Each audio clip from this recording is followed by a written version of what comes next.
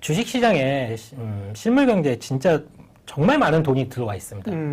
어마어마한 돈이 많이 들어왔는데 이게 지난 금융위기랑 지금 이제 이번에 이제 코로나로 인한 팬데믹 상황하고 비교하는 분들이 많아요. 지난번에 금융위기 때는 어땠다. 근데 이번에 코로나로 인해서 이렇게 됐다. 이렇게 비교하시는 분들이 많은데 두 위기 모두 다 결국에 연준이 시장을 구원해 준 것은 맞습니다.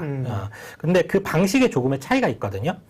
지난 금융위기 때는 연준이 시중은행에 돈을 뿌렸습니다. 시중은행에 뿌렸다라고 하면 지금 팬데믹에서는 시장에 직접 돈을 뿌려주고 있어요. 이는 큰 차이가 있는데 은행에 뿌렸더니만 돈이 은행에서 시중으로 안 흘러가는 그렇죠. 거잖아요. 막혀버리는 그걸 그때 알았던 거죠. 예. 은행들이 중앙은행이 시중은행에 돈을 뿌렸는데 은행들이 대출을 안 해주는 거죠. 왜냐하면 경제 상황도 어렵고 기업들이 어떻게 될지 모르니까 그 기업들한테 투자하기를 꺼려야 해요. 그러다 보니까 은행한테 뿌렸던 돈이 중앙은행으로 다시 되돌아오는 그런 현상이 지난 금융위기 때 벌어졌습니다. 네. 하지만 지금은요, 소비자들 지갑에 돈을 직접 꽂아주고 있습니다, 지금.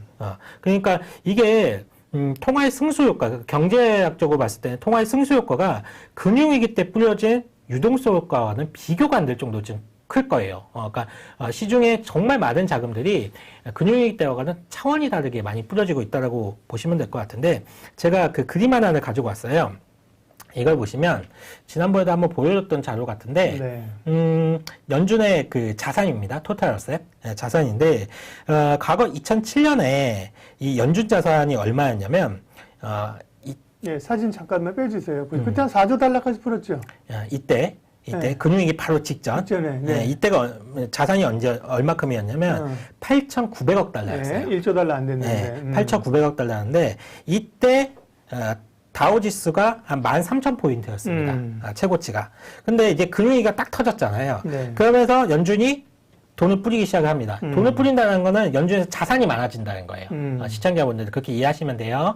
연준에서 돈을 뿌렸다 그러면 연준의 자산이 많아진다라고 보시면 되는데 이 연준의 자산이 얼마큼 늘었느냐? 이게 지금 보시면 2009년, 10년 이렇게 거치면서 이때까지 늘었잖아요. 이게 평평해질 이때까지 늘었잖아요. 이게 4조 달러. 4조 5천억 정도. 4조 5천억까지 자산이 늘어나게 됩니다. 즉, 네. 5배 정도가 늘었는데, 대략 새 돈을 3조 6천억 달러만큼 시장에 뿌렸다는 거고, 이때 도달한 다우지수 최고치가 28,000포인트입니다. 그러니까 13,000포인트부터 28,000포인트까지 다우지수가 간 거예요. 5배의 돈을 뿌리고도 주가가 5배 오르지 않는 이유는 은행에서 뿌린 현금이 대부분 다시 중앙은행으로 되돌아왔기 때문에 주가 지수가 그만큼 못 올랐던 겁니다. 근데 지금 연준 자산이 얼마냐면 지금 연준 자산이 지금 약 7조 3천억 달러 정도 되거든요.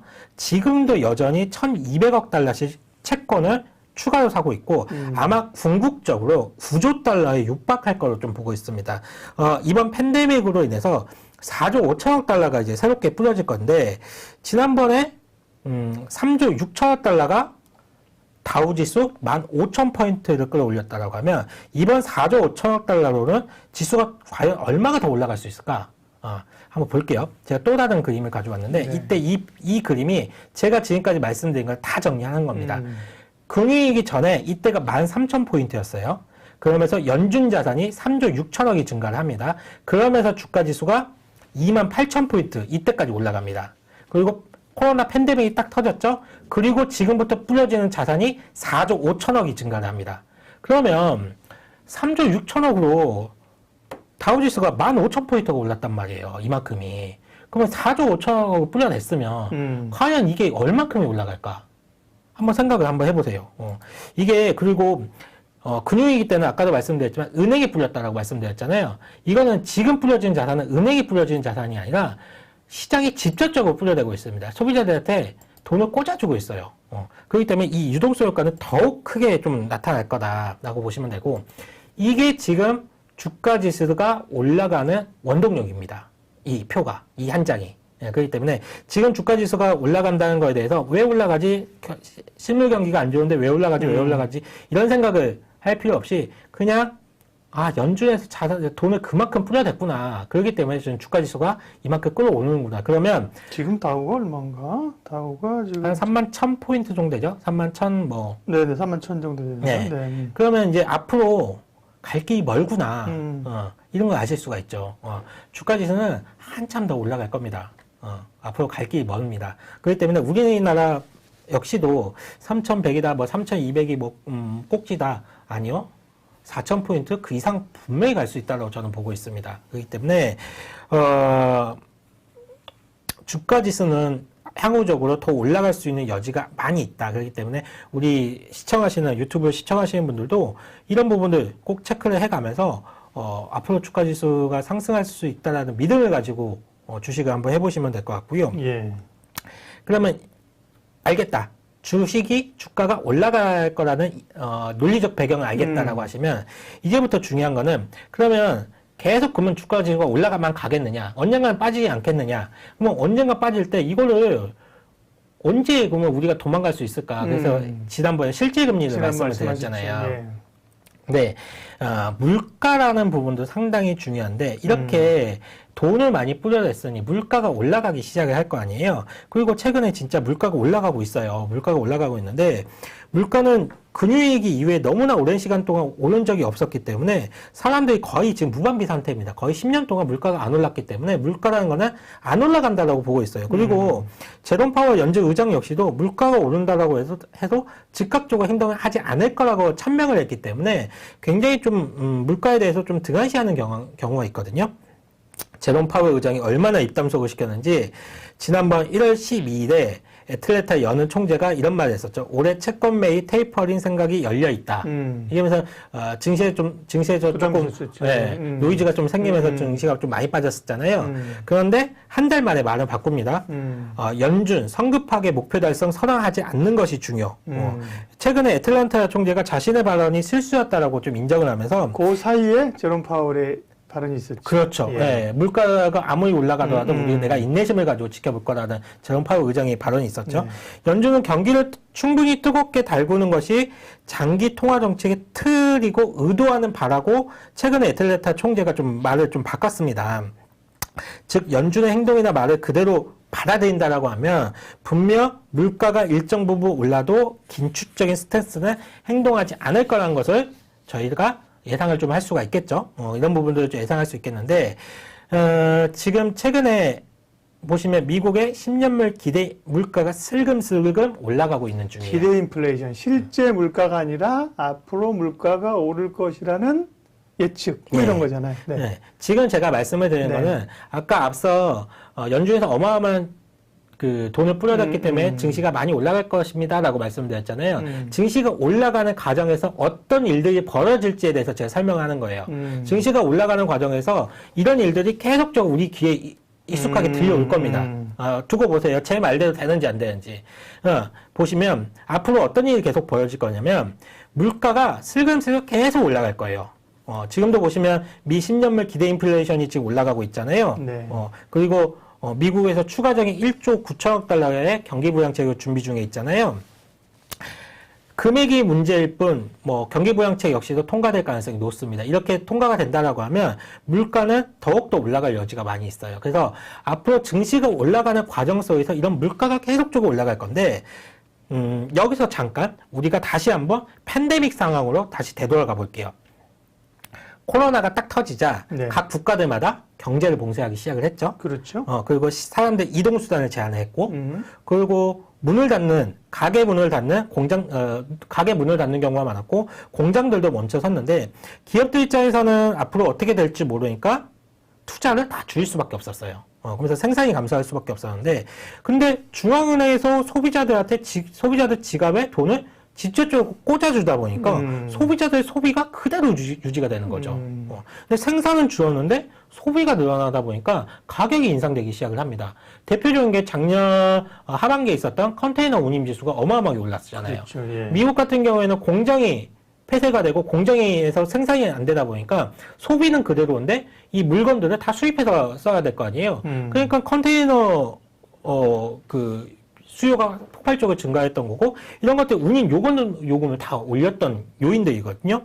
그러면 이렇게 컨테이너 운임도 증가를 하고 요금도 인상이 되고 이러면 비용이 상승하면 기업들은 제품 가격을 계속적으로 올릴 겁니다. 제품 가격을 올릴 수밖에 없어요. 비용이 계속적으로 증가를 하니까 돈을 뿌려대고 있고 제품 가격이 오르고 그러면 물가가 올라간다는 건데 이런 거면 기본적으로 기업들의 이익이 커져 나갈 겁니다. 기업들의 이익 수준이. 그렇죠. 네. 다시 한번 말씀드릴게요. 앞으로 벌어질 일을 말씀을 드리는 거예요. 주가지수가 계속 올라갈 겁니다. 주가지수가 계속 올라갈 건데 주가지수가 올라가는 과정에서 일어날 수 있는 현상들을 제가 말씀을 드리는 거예요.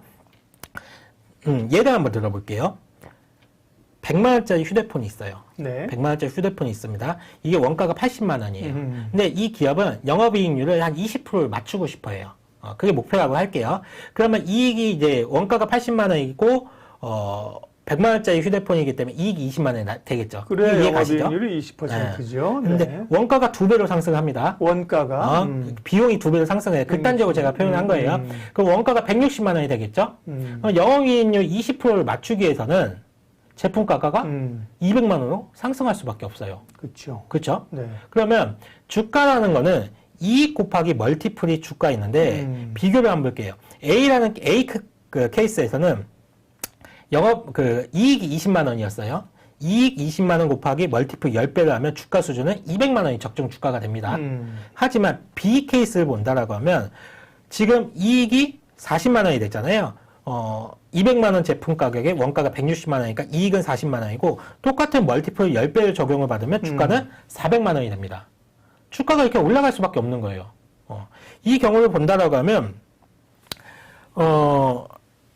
지금 20만 원이 남을 때랑 40만 원이 남을 때랑 주가 수준이 완전히 달라지는 모습을 볼 수가 좀 있어요. 극단적인 얘기긴 하지만, 그죠? 기본적으로, 지금 뭐 숫자 어려워, 숫자가 아니에요, 여러분들. 수학이 아니에요. 그냥 산수 로직인데, 결국은 물가가 오르면 기업들은 가격을 높게 받을 수 있고, 이익이 늘어나서 주가는 오른다 이거잖아요. 그렇죠. 네. 비용들이 다 증가를 하니까 모든 제품 가격이 올라가기 시작을 할 거예요. 제품 가격이 올라가니까 기업들의 이익이 어떻게 보면 좋아진다는 표현은 이제 나오기 시작을 할 겁니다.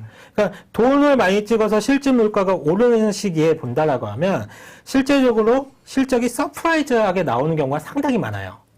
지금도 그렇죠? 지금도 기업들의 실적을 지금 뚜껑을 열어보니까 상당히 서프라이즈가 많이 나오고 있거든요. 특히 화학, 뭐 철강 이런 어떻게 보면 소재를 생산하는 기업들 같은 경우에는 상당히 기업들의 이익이 서프라이즈하는 경우가 많이 나오는데 바로 이런 것 때문에 그렇습니다. 비용이 증가를 하니까 당연히 제품가를 인상을 하는 거고 제품가가 인상을 하니까 당연히 매출이 증가할 수밖에 없는 거고 매출액이 증가를 하니까 실적이 좋아진다라고 보여지는 거예요. 이렇게 된다라고 하면 사람들이 증시의 이익 배수가 높다고 아무리 아우성을 하더라도 뚜껑을 딱 열어보면 실적이라는 것을 까보면 실적이 상당히 좋게 나올 가능성이 높기 때문에 시장 PER이 높아진 이익에 의해서 다시 훅 하고 내려갑니다. 이게 반복적으로 적용이 될 거예요. 즉 물가가 올라가면 기업들의 실적이 다 좋아지고 기업들이 같은 물건 한 개를 팔아도 비싼 가격으로 팔기 때문에 실적이 좋아진다는 사실 이 부분은 꼭 기억해 둘 필요가 있어요. 지금 그러니까 Q의 증가가 아니라 P의 증가, 그러니까 가격의 증가로 인해서 기업들의 실적이 상당히 좋아질 거고 앞으로 주가를 상승시킬 수 있는 원동력이 될 겁니다. 그러면 앞으로 주가가 올라갈 때 계속적으로 기업들의 실적이 좋아질 겁니다. 앞으로 계속적으로 기업들의 실적이 좋아질 거예요. 물가가 오르니까. 이 논리를 바탕으로 증시는 상당 부분 올라갈 가능성이 높습니다.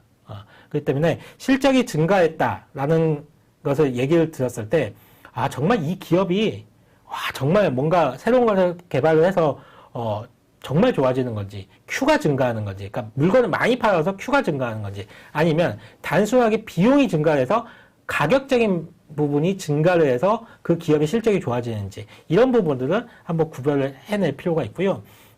계속적으로 주가 지수로 올라갈 수 있는 앞으로의 원동력은 이런 기업들의 실적이 좋아지는 물가 상승에 의해서 기업들의 실적이 좋아지는 이런 부분들이 상당히 중요하게 사람들 입에 오르락내리락 할 것 같습니다. 다음으로 혹시 여기까지 다 이해가 가시나요? 예, 정리할게요. 그러니까 주가가 많이 올랐다고 그냥 더 이상 못 오를 거라고 생각하지 말고, 네, 기본적으로 이제 물가가 오를 것이다. 이 과정에서 물가가 오르면 기업의 이익이 늘어나니까 이익이 늘어나면서 주가는 더 오를 수 있다. 그렇죠. 이 일화직인 거죠. 네. 네, 일화직이고 그러면 그 물가가 오르면서 수혜를 특별히 보는 기업 이런 걸 찾아서 가야 되나요? 모든 기업들이 아마 실적이 다 좋게 대부분의 기업들이 정상적인 사업적인 영역을 하는 회사들이라면 기업들 같은 경우에는 상당히 실적이 계속적으로 좋게 나올 거예요. 그래서 그런 특별하게 물가가 올라가서 수혜를 받을 만한 기업들 찾기보다는 시장에 지배력이 있는 회사들, 그러니까 시장 점유율이 높은 회사들, 그다음에 이런 회사들 좀 찾는 게 가격 좋고요. 결정할 수 있는, 그렇죠. 소위 이제 가격을 전가시킬 수 있는 경제학 원론에서 나오는 프라이스 메이커, 이런 그런 기업들이 좀 보시면 될 것 같고. 네. 그러면 우리가 이제 여기서 이제 생각을 해볼게요. 제가 주가가 상승할 수 있는 이유가 물가가 올라가면서 기업들의 실적이 좋아지면서 주가가 올라갈 수 있습니다라는 얘기를 했어요. 네. 그러면 이제 이런 의문이 들 수가 있습니다. 그러면 만약에 물가가 계속 상승하면, 그럼 물가가 계속 상승함에도 불구하고 연준은 이것을 계속 두고 볼 것인가?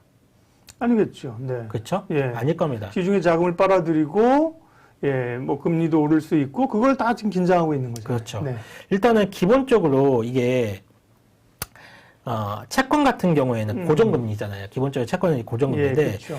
물가에 매우 민감한 게 채권이거든요. 예를 들면 원금이 1억이라는 원금이 1억인데 이자를 한 1.2% 주는 채권이 있다고 생각을 해볼게요. 1.2%라고 하면 원금이 1억이니까 1년이면 120만 원 이자가 나올 것이고 매달 한 10만 원씩 이자가 나온다고 생각을 해볼게요. 이런 채권이 있다고 생각을 해보면 근데 지금 물가 상승률이 만약에 5%야. 그럼 누가 이 채권을 사겠어요? 이자 1.2% 받는다 해가지고 지금 물가 상승률이 5%인데 이 채권 살까요? 앉아서 3.8% 까지는 거죠. 그러니까요. 채권 이 채권 안 삽니다. 그러니까 채권 가격이 똥값 되는 거예요. 채권 가격이 똥값이 되는 거고 채권 가격이 하락한다라고 하면 시장의 금리 상승으로 이어집니다. 시장 금리가 상승하면 일단 주택 시장에 바로 영향을 주게 돼요. 최근 기대 물가가 오르면서 미국의 국채 수익률이 오르는 거는 지금 제가 그림을 가져왔지만 이게 미국의 10년물 국채 수익률이거든요. 물가가 올라가면서 이렇게 10년물 국채 수익률이 올라가는 거는 우연이 아니고요. 필연이에요. 필연.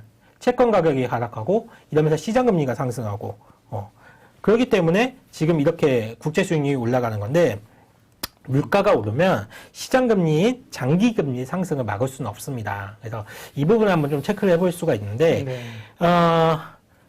계속적으로 물가가 오른다라고 하면 금리가 시장금리가 오른다고 말씀드렸는데 이렇게 된다면 부채가 많은 국가들은 상당한 치명타가 될 가능성이 높습니다.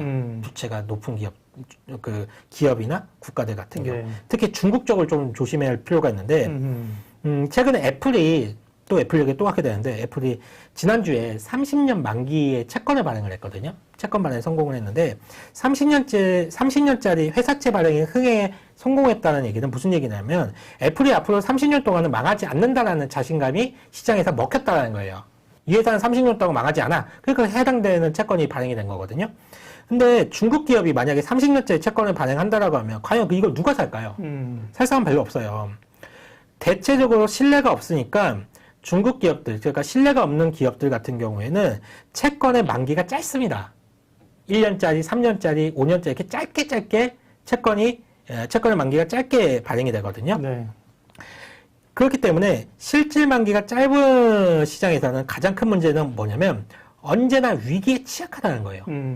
특히 이렇게 중국같이 부채가 많은 국가들, 정말 부채가 가늠이 안 될 정도의 큰 국가들에서는 금리가 상승을 하는 시기에서는 직격탄을 맞을 수가 있습니다. 직격탄을 맞을 수가 있고 만약에 물가가 급등하기 시작을 하고 일정 수준을 넘어간다라고 하면 이를 방어한다는 핑계로 연준이 금리를 올릴 수가 있습니다. 그리고 저는 이제 연준이 물가 상승에 대해서 더욱 인내하겠다라고 하지만 이 인내한다는 표현이 그냥 물가 상승을 더욱더 부채질한다고 생각하고 있거든요.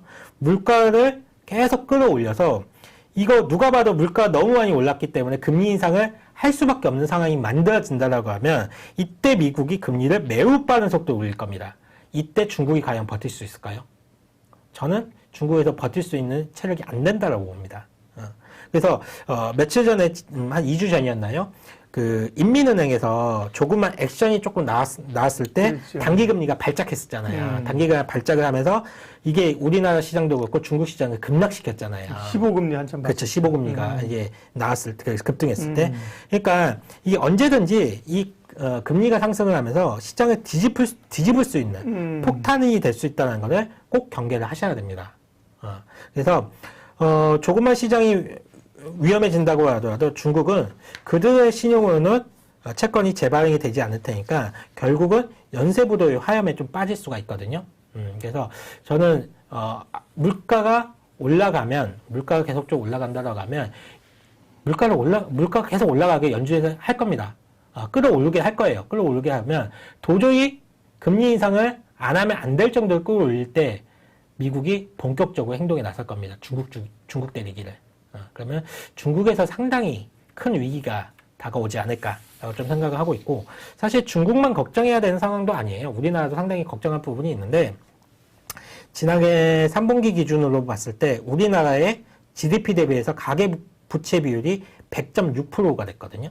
가계부채가 100.6%인데, 그러니까 이 말은 국가가 1년간 벌어들이는 돈보다 가계부채가 지금 넘어섰습니다. 더 많아졌어요.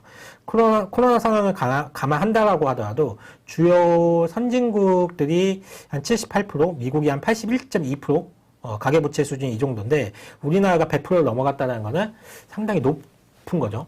그리고 이 부채 증가의 속도도 상당히 빠릅니다. 한국은행 자료 본다라고 하면 작년 1년 동안 부채가 100조 원이 늘었다고 하거든요. 우리나라에서 100조 원이 늘었다고 하는데, 이렇게 빠르게 부채가 빚이 늘어나는 거는 유례가 없을 정도로 좀 우리나라 역시도 좀 빠르게 증가를 좀 하고 있습니다. 재정 수요가 많으니까 그렇죠. 빚을 많이 냈죠. 네. 그리고 지금 이 은행들에서 해준 그 가계대출이 대부분 변동금리예요. 변동금리니까 이 변동금리 비중이 한 70% 정도 된다고 하거든요. 그러면 금리가 인상됐을 때 중국도 그렇지만 우리나라도 상당히 경계할 요소가 많이 있습니다. 그래서 이런 부분들은 우리가 생각을 하고 있어요. 생각을 하고 있어야 돼요. 생각을 하면서 물가가 올라가면서 증시가 올라가겠지만 이 계속적으로 물가가 올라가는 거는 연준에서 언젠간 손을 볼 것이고, 그 언젠가 손을 볼 때, 칼을 들 때 우리는 재빨리 빠져나와야 됩니다. 재빨리 네. 빠져나와야 자, 돼요. 그러면 제가 이제 방송 보시는 분들의 입장에서 또, 근데 오늘 한상혁 과장님 굉장히 중요한 얘기를 해주신다고 얘기를 지금 야심차게 준비해 와서 정말 사랑하는 마음으로 해주셨는데, 듣는 분들은 알 것도 같고, 너무 어렵다는 얘기도 또 하시고, 그래서 어쩌란 말이야, 이런 그 궁금증이 있다는 걸 제가 잘 알죠. 그래서 질문을 해보겠습니다. 그러니까 어쨌든 지금 같은 위기 상황에서는 오늘 핵심은 물가가 오른다. 그죠? 물가가 계속 오를 것이다. 원자재도로 물가가 오르면 기업들의 이익은 늘어난다. 이건 주가 상승 요인이라는 거잖아요. 그죠? 네. 반면에 금리가 또 올라가는 거는 이거는 주가에 또 주가를 끌어내리는 부담스러운 요인이잖아요. 네. 그래서 어쩌란 말이에요, 지금. 제가 지난번에 실질금리 봐야 된다고 말씀드렸잖아요. 실질금리는 면목금리에서 인플레이션을 뺀 게 실질금리라고 했잖아요. 지금 그러니까 물가가 계속 올라갔잖아요. 인플레이션이 계속 올라갑니다. 면목금리에서 그러니까 물가를 뺀 게 실질금리인데, 이 마이너스 요인이 물가가 계속 올라가면 실질금리는 어떻게 될까요? 계속 빠지겠죠. 그런데 실질금리가 올라간다는 거는 면목금리가 물가의 상승의 속도보다 더 빨리 명목금리가 올라갈 때가 있어요. 명목금리, 실질금리. 시장금리라고 생각할게요. 그냥 단어 어려워요. 시장금리. 더 쉽게. 네. 금리가 있는데, 금리가 시장에서 거래되는 금리가 올라가는 속도가 이 올라가는 속도가 물가 상승률보다 더 빨리 올라갈 때가 있습니다. 그러면 여기서 이걸 빼면 실질금리인데, 이 속도가 더 빠르게 올라가면 실질금리는 플러스 요인으로 쭉 계속 올라갈 거예요. 오케이. 네. 그때는 정말 조심해야 됩니다. 그러니까 기본적으로 지금 주가가 많이 올랐다고 쫄지 마라. 네, 이거는 앞으로 갈 여지가 많다. 그 요인이 일단 오늘 아직은 물가가 오르고 있고, 그래서 이제 인플레이션 되면 주식에 투자하라는 게, 물가가 오르면 기업들의 이익이 늘어나니까 주식이 좋다는 거예요. 그러니까 더 올라갈 걸로 보고 긍정적으로 우리가 보자는 기본적인 로직이고, 그렇죠. 앞으로 더 올라갈 여지는 충분히 있어요. 근데 다만 어디서 우리가 거기서 이제 급격한 판세 변화와 빠져나와야 될 시점은, 그때는 금리를 이제 봐야 된다. 파티가 열렸을 때 그 파티에 계속 취해 있으면 안 되거든요. 파티는 즐기되 취해 있으면 안 돼요. 앞으로 주가지수가 상당 부분 올라갈 여지가 많이 있는데 우리가 어떤 요인에 의해서 리스크가 불거져서 증시가 크게 하락을 할지 이런 부분에 대해서 한번 생각을 계속적으로 하고 있어야 되거든요. 그렇기 때문에 저 역시도 증시는 앞으로 조금 더 크게 상승할 거라고 보고 있지만 이 물가가 상승하고 금리가 올라가면서 벌어질 부채, 그러니까 빚의 반작용 네. 이런 것들이 터지기 시작을 한다면 정말 무섭게 빠질 겁니다. 정말 무섭게 빠질 거예요. 저는 이 부분이 시청자분들이 좀 아셨으면 좋겠어요. 답이 쉽지는 않은 일률적인 질문인데요. 그런 시기가 언제쯤 될까요? 이게 물론 언제라고 말씀드렸잖아요. 네네. 시장 금리가 올라가는 속도가 시장 금리가 막 올라가는 속도가 있을 거 아니에요. 이 속도가 빨라질 때가 있어요. 물가 상승률보다 훨씬 더 빨라질 때가 나옵니다. 지금은 물가 상승률이 더 빠르거든요. 그러니까 실질 금리가 안 올라와요. 물가 상승률이 더 빠르기 때문에 실질 금리가 안 올라오는데 시장에서 거래되는 금리가 마구 올라갈 때가 있을 겁니다. 그러면 그때는 정말 조심해야 돼요. 정말 조심해야 되고 그러면서 연준에서 행동을 취했다라고 하면 제가 볼 때는 이거는 중국 진짜 양탈깎이 들어갈 겁니다. 네. 쉽게 설명을 하려고 하더라도 단어가 이게 로직이 그래가지고 쉽진 않은데 그러면 물가와 금리의 두 가지 척도를 잘 봐라. 그렇잖아요. 그죠? 네. 물가가 오르는 것들은 나쁜 것 같지만 투자자 입장에서는 좋은 거다. 예. 꼭 좋은 건 아니지만 어쨌든 좋다. 근데 물가가 막 오르기 시작하면 얘를 추월하면 그때는 조심해야 된다. 그렇죠. 그러면 물가가 오르는가를 어떻게 보는가? 우리는 예를 들면 소비자 물가, 생산자 물가도 있지만 사실 이제 여기 나오는 기대 인플레이션 이게 참 좋은 거거든요. 이게 프레드에서 발표한 거죠. 아까. 네, 맞습니다. 여러분들 그 인터넷에 보면 프레드라고요. 그 미 지역 연준인데요, 그죠? 거기 가면 자료가 많아요. 그래서 기대 인플레이션과 물가와 어쨌든 금리는 그럼 10년물 금리 보면 돼요? 미국 네, 10년물 국채 수익률. 예, 그 기준으로 보시면 됩니다. 두 가지를 가지고 조금 어렵죠. 네, 근데 이건 뭐 더 이상 낮게 이제 쉽게 설명을 하려고 해도 쉽진 않아요. 그러니까 예, 물가 지표 하나, 그 다음에 금리 지표를 가지고 그 추이를 보면서 지금은 시세를 즐겨라, 그죠? 네. 갈 때까지는 물가의 지표는 뭐냐? 미국의 다른 기대 인플레이션율. 금리는 뭐 한국의 3년물, 5년물 국고채 이런 거 봐야 이제 지표로서 답이 안 나오고 미국의 10년물 국채 수익률을 봐라. 네. 그리고 저는 좀 강조드리고 싶은 거는 지금 당장에도 중국 쪽을 만약에 투자하신 분들, 뭐 중국 올해 좋다는 얘기 많이 하고 있는데 그러니까요. 그런 쪽이 좀 생각을 하시고 계시거나 네. 투자를 직접 하고 계시는 분들 있다라고 하면 비중을 많이 줄이시기 바라겠습니다. 올해를 기점으로. 저는 미국이 중국을 이 상태로 분명히 두고 보지 않을 거라고 보거든요. 네. 바이든 정부는 오히려 더욱더 강력하게 좀 압박할 가능성이 높아요. 네. 그렇기 때문에 중국 투자 비중을 상당히 줄여놓으시는 게 맞다라고 보고 있고, 지금부터 올해를 기점으로 저는 이제 제 VIP 고객님들, 좀 뭐 방송 보시는 분들도 계실 텐데, VIP 고객님들한테는 미국 주식의 비중을 상당 부분 올려놓을 겁니다. 올해부터. 반대로 지금 우리 대부분은 이제 미국에 너무 많이 가 있으니까 미국 비중을 좀 줄이고 올해 중국을 좀 채우자 이런 얘기를 많이 하고 있거든요. 아니요, 저는 반대입니다. 왜 국내 증시 비중도 슬슬 줄여서, 그러니까 증시가 올라가는 속도에 맞춰서 국내 증시 비중을 줄여서 미국 쪽 자산을 좀 많이 늘려놓을 생각인데, 왜 그러냐면 우리나라도 상당히 좀 불안한 요소가 있어요. 아까 우리나라 가계부채 증가 속도가 상당히 높다라고 전 세계에서 가장 높은 편에 들어간다고 말씀드렸잖아요. 최근 한 달 사이에 원화 가치가, 그러니까 우리는 원화 가치가 28개 주요 국가에서 27위였거든요. 27위. 저희보다 저희보다 밑에 있는 국가가 아르헨티나예요. 아르헨티나 페소와 다음으로 통화 가치 하락폭이 컸습니다. 우리나라 원화 가치가 상당히 많이 빠지고 있는데, 이거 언제부터 딱 그랬냐면, 지난번 정부에서 자영업에 대한 코로나 피해 보상을 명분으로 국채를 한국은행이 직접 인수한다라고 발표한 적이 있었잖아요. 그렇죠. 네. 그래서 환율이 튀어 올랐죠. 그때부터 원화가 약해지기 시작했거든요. 환율이 오른 거는 원화의 약세이죠. 네. 예. 원화가 약해지기 시작을 했는데, 이게 정말 원화 가치가 우리나라 사실 이게 지금 경제적인 뭐 구조상을 본다라고 하면 반도체 밸류체인에 강점을 두고 있기 때문에 원화가 강세가 가면 가야지 약세로 갈 요인이 많이 없거든요. 근데 그럼에도 불구하고 지금 주요국 28개국 중에 27이다? 이거는 이미 외국인들은 알고 있는 겁니다, 지금.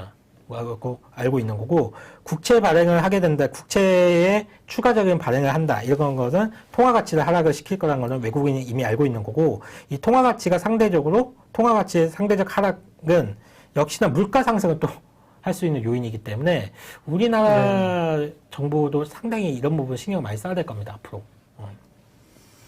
그 정도 얘기하겠습니다. 뭐, 우리 혜정님이 또 3년물, 10년물 차이 이런 거를 봐도 되는데 그게 주요 경기 지표이죠. 어쨌든 금리는 대단히, 그러니까, 우리가 투자할 때 사실 제일 중요한 게 뭐야? 그러면 보통은 실적. 그렇지 않아요? 실적 중요하죠. 뉴스보다, 이벤트보다 중요한 게 실적인데 큰 흐름의 돈의 흐름, 이런 거는 사실은 제가 좋아하는 앙드레 코스톨라니부터 해가지고 금리, 그렇죠. 금리 지표를 뭘로 볼 것인지를 체크하세요. 그러니까 3년물, 10년물 뭐 스프레드라든지 아까 얘기한 기대 인플레이션이라든지 이런 게 프레드 사이트 한번 쳐주실래요? FRED 프레드 치시면요. 이게 세인트루이스 여는 홈페이지군요. 여기에 뭐 중앙은행도 아닌데요. 세인트루이스에서 FRED라고요. 프레드에 보면요. 네, 그런 핵심 지표들을, 굉장히 많은 지표들을, 그냥 포토로 FRED 프레드 쳐주세요. 그러면, 아까 그 자료도 프레드에서 가져오신 거잖아요. 네. 그죠?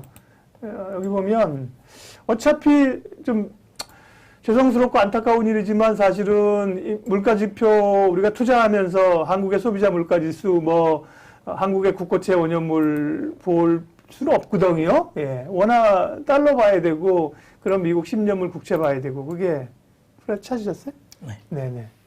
이 사이트에 한번 가셔서요. 한번 화면 한번 보여주세요. 오늘의 마지막 선물, 연휴 전에. 지금 안 되고 있는데 조금 느리네요. 네. 아, 컴퓨터가 느려서? 네. 이 사이트입니다. 프레드에 가시면요. 네, 이게 프레드예요. 프레드라는 사이트인데요. FRED 치시면, 네, 거기 보면 뭐, 조금 내려보시면, 네.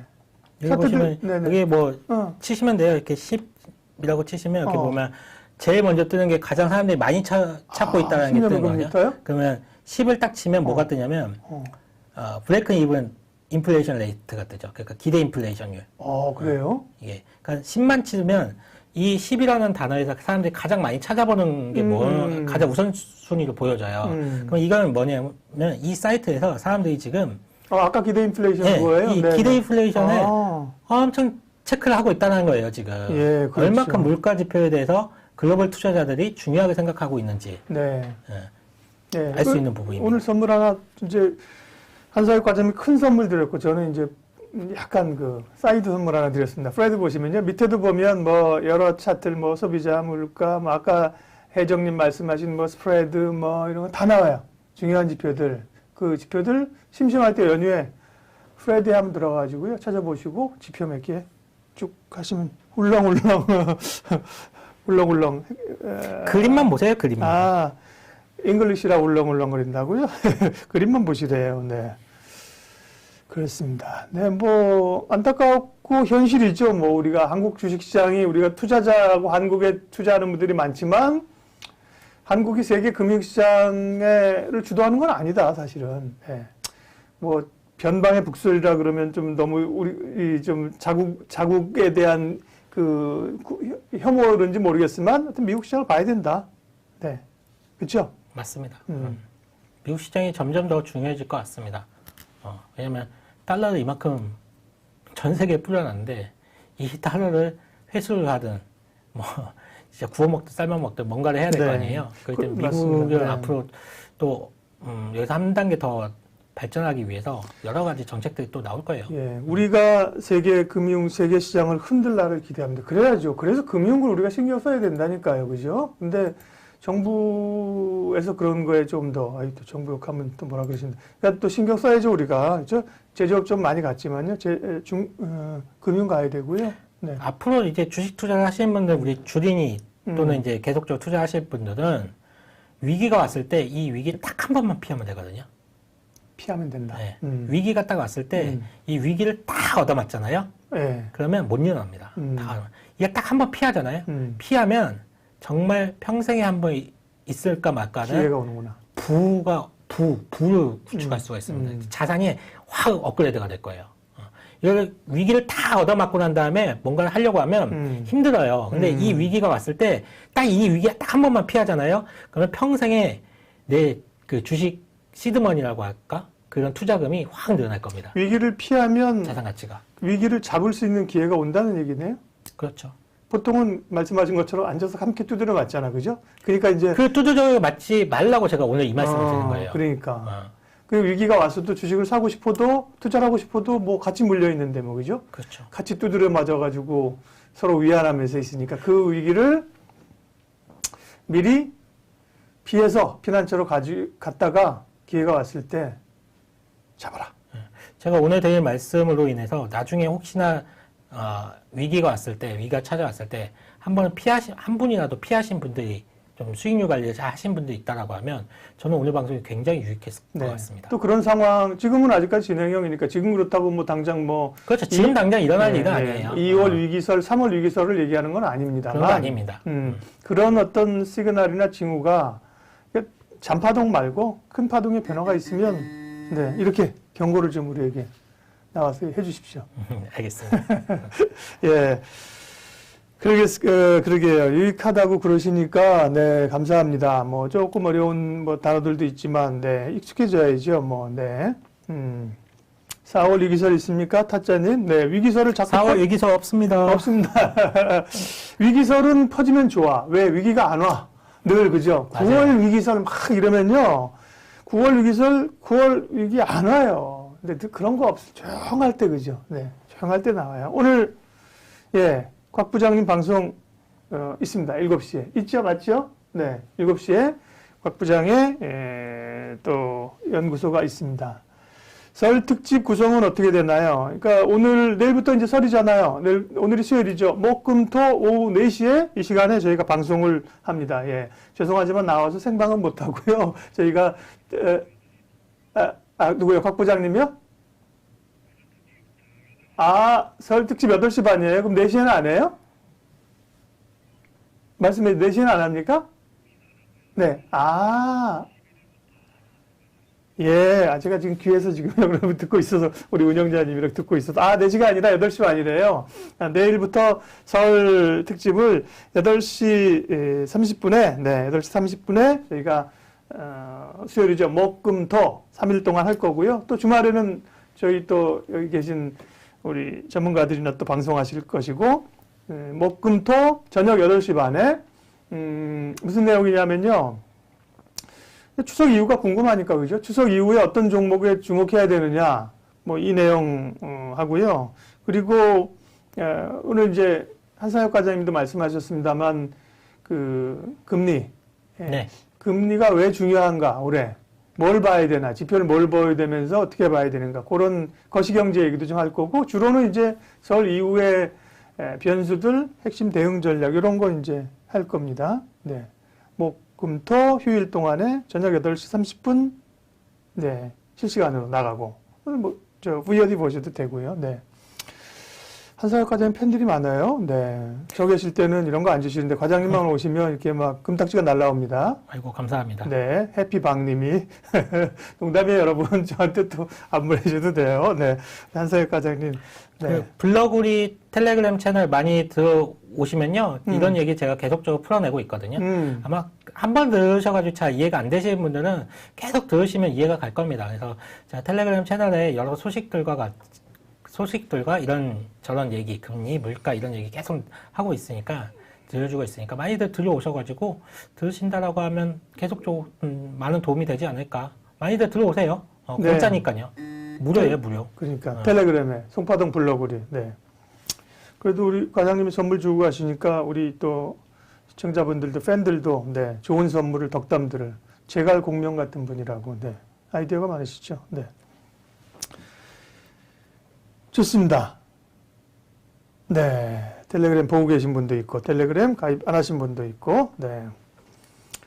주식 라이브쇼, 오늘 2월 10일이죠. 2월 10일 수요일 순서 마치겠습니다. 이번 한 주 어쨌든 간에 4월 동안에, 아이고, 뭐, 생각은 했지만, 그냥 좀 잠잠하거나 흔들릴 생각은 했지만 월요일 날 뭐 애플 이슈 때문에 사실 마음이 굉장히 편치 않은.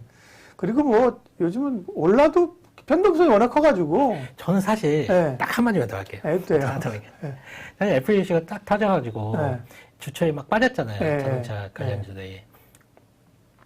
저는 사실 고객들한테 조금 레버리지를 좀 쓰라고 좀 말씀드렸거든요. 자동차 관련주? 네.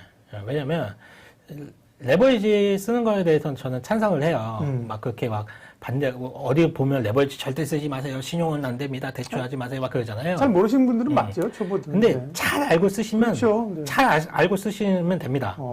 모르고 쓰니까 문제인 거지. 잘 알고 쓰시면 돼요. 우리가 부자가 되기 위해서는 부자들의 행동을 그대로 따라야 되는데 과연 지금의 부자들이 레버리지 안 쓰고 부자 되는 사람이 어디 있습니까? 없죠. 부자들 강남의 쓰죠. 아파트들 현금 주고 사는 분들이 어디 있어요? 다 은행에 대출 껴고 사는 거잖아요. 기업들이 기업을 운영하는데 대출 없이 그냥 현금만 가지고 운영하는 기업들이 어디 있습니까? 다 레버리지 이용을 해가지고 부자가 되는 거거든요. 그렇기 때문에 주식 투자도 마찬가지입니다. 레버리지 이용을 해서 주식 투자를 할 필요가 있는데 다만 레버리지의 위험성을 충분히 아셔야 돼요. 충분히 공부하셔야 돼요. 잘못하다가는 원금 이상으로 내가 손해가 날 수 있다라는 것을 충분히 인지를 하시고 그 다음에는 레버리지 쓰셔도 됩니다. 그러니까 어쨌든 오늘 지금 얘기는 뭐 레버리지 얘기가 아니라 월요일 같이 애플 때문에 급락할 때 빙글에 웃은 분이 여기 계시다. 네. 그래서 레버리지 권유를 해드렸어요. 네. 고객들한테. 이거 좀 쓰시죠. 기회입니다. 네. 그러니까 아마 우리 보시는 분들도 너무 그렇게 주가가 빠진다고 해서 하루 이틀 뭐 빠진다고 해가지고 일일비 하지 마시고요. 큰 그림 보시면 지금 기회입니다, 진짜. 네. 어쨌든 저는 이번 한 주 송파당 불나방 아니고 불나방 아니고 불너구리. 네, 불나방 아닙니다. 불너구리. 네. 어쨌든 한 주간 고생하셨다는 얘기를 좀 해드리고 위로를 드리려고 했던 건데 또 한상화 과장님은 고수답게 남들이 울 때 웃는 사람도 있어요. 투자는 그렇게 하면 돼요. 하셨습니다. 내일부터 연휴인데요. 잘 보내시고요. 코로나를 급락장도 피해 다녀야 되지만 코로나를 일단 피해 다녀야 됩니다. 코로나 피해 다니시고 재충전하시고 수고 많으셨습니다. 새해 복 많이 받으십시오. 과장님 고맙습니다. 새해 복 많이 받으시길 바라겠습니다. 네, 다음에 고맙습니다. 또 뵙겠습니다. 네.